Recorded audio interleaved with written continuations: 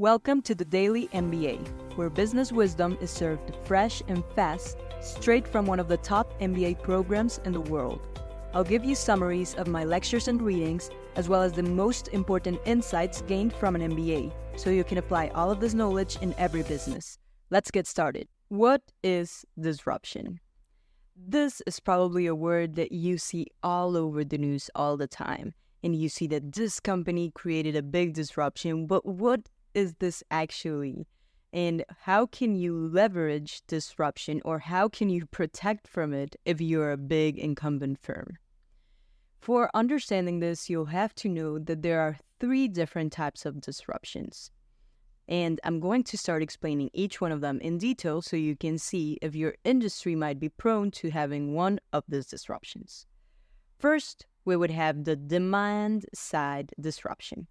And this one is the most common one because this is what people think of when they're thinking of disruption. Imagine that a successful firm ignores a competing product because they think that people won't be able to value it, or that this new product won't be able to improve very fast, or that this new technology is going to be adapted and implemented by everyone.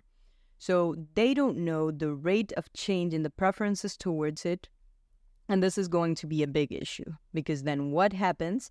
The firm is normal, but then this new technology emerges, people start adapting it only after a time that it had been in the market, but this is going to probably disrupt the original company.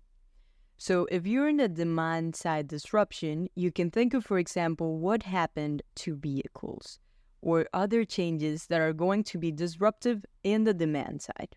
So what is a possible solution that companies can do to avoid this type of disruption? First, they should be able to keep aware of all of the new technologies, and as someone might put it, you should disrupt yourself. And this is that you should start kind of challenging before you get disrupted. But I want to add a key feature over here. Only you should disrupt yourself when you know that the new technology will be relevant. Because what if you're disrupting yourself all of the time with every constant technology that's out there emerging? Then you won't be able to advance or better produce. So this disruption, or like self-made disruption, should only be done when you're seeing this technology is actually starting to get implemented. And you can do this by implementing, for example, skunkworks or all of this other techniques that companies are managing internally to promote innovation within the firm, or to have people that are seeking out to what's new in the market and what can they implement. So companies should always be aware. You should try to disrupt yourself in order to avoid the market from doing it, but only do it when it's worth it, right? Because if not, you'll keep damaging your own operations. And so what are the problems to disrupting yourself? First, that it's extremely costly because you're changing your entire operations. And then the second thing is that you also need to deploy teams to make sure that this disruption is relevant. What I was telling you, you can't just disrupt yourself every time. You have to make sure it's relevant. And this deployment of teams, it's going to also be costly. And lastly, what also may happen is that you may end up cannibalizing your own existing sales. So if you think about it, it's going to be for the future, it's going to ensure survival, it will be worth it. But in the present, it might be very costly because it might cannibalize all of your sales. So first, on the one hand, we would have that demand side destruction. But if we go to the other side of the market, you may find supply side disruption. And this one's going to be even harder for firms to face, because in this one, successful firms already have a fixed architecture related to all of the sources of PPDs, which I've been discussing in all of my previous episodes. They did things that were hard to replicate for all of the competitors, but just making it that way is also making them hard to escape from. So you built all of this thing, you built economies of scope, you already had network effects, you are building all of these things that are ginormous strategic decisions, and this rigidity won't allow you to change or to adapt quickly. just because that was also what you were looking for. You didn't want any new entrants to copy you. And so the problems are that first, the company is fully aware of the new trends, but what can you do? It's going to be too costly to respond, or you will have to restructure everything. So it's not even going to be possible. And that comes to the second big problem. Adapting to the new technology would require you to redesign all of the architecture of the firm. And this usually can't be done. And it's one of the things that you can think of, for example, Blockbuster versus Netflix. Yeah, Blockbuster saw Netflix coming, but what were they going to do with all of their retail stores, with all of their places, with all of their DVDs? Turning into Netflix would mean more than just buying this firm. It would imply a ginormous architectural change. So when companies are very big and they already have all of their operations set into a set of strategic PPDs, the more strategic they were, the harder it's going to be escaping from those. So this one's actually harder. You made everything correctly, just something came and destroyed it, and now you may have to find a way to escape, and you are too rigid to even be able to move. So one of the possible solutions from this would be buying successful disruptors that are complementing with your architecture, because there's nothing you can do. If you have the structure already, you can't easily switch from it. So what you can do is buy people that are doing it very good, but that can complement with yours.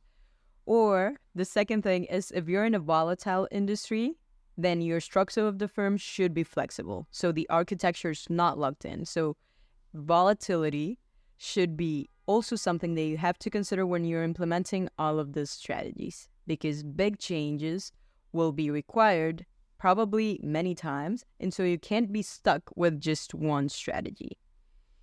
Lastly, you may find a third type of disruption, which is called the regulatory disruption. And this one's definitely the hardest and the one that you can do nothing about, because it means that changes in laws or regulations are going to significantly alter all of the competitive landscape.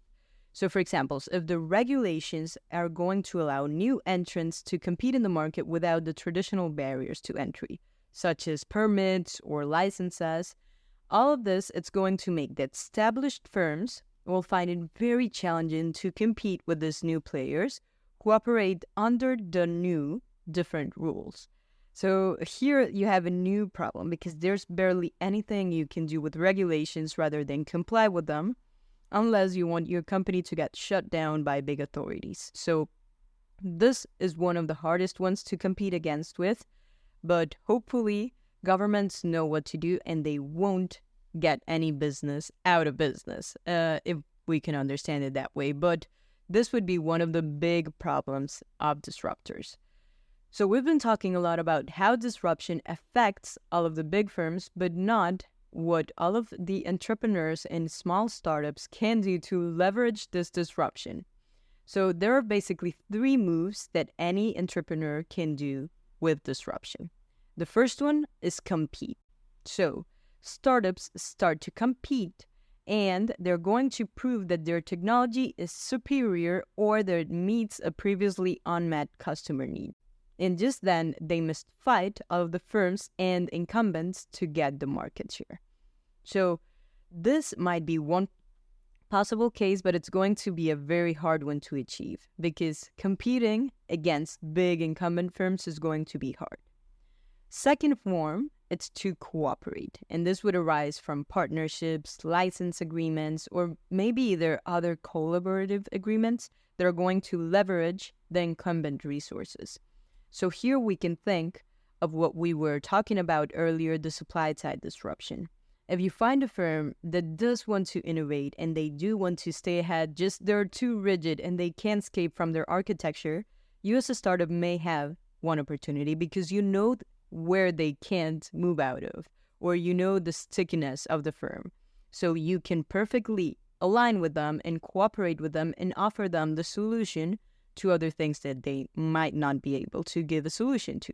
And so this is one of the main keys that very famous entrepreneurs are actually older and they have lots of experience in that industry, because they already have all of the industry knowledge. They know where the companies are sticky, where they can't escape from. So This is going to lead to very good cooperations. And then the last and third options that startups could do is to compete first and then cooperate or sell. So this approach is going to first lead you to compete as a startup because you have to demonstrate your worth. And once the technology is validated from the small players that you could acquire, you can basically call the incumbent firm and they are going to recognize the need to integrate because you already competed a little bit. And this part probably was very hard. But now that you've proved your worth, you can now call a big incumbent, and this will lead to an acquisition. And this is basically what Google does, or Amazon does, or all of these big companies like Visa with payment solutions. They have companies that are already competing, and they only are competing in order to be acquired by the big ones, which is a really good strategy. They're going to be able to adapt it in their architecture, and then you'll make probably even more money than if you went IPOing. So this is going to be one of the good ways of leveraging disruption if you already know where companies are sticky and where they can escape from. I'll see you in my next episode where we'll also study other ways of doing an industry analysis.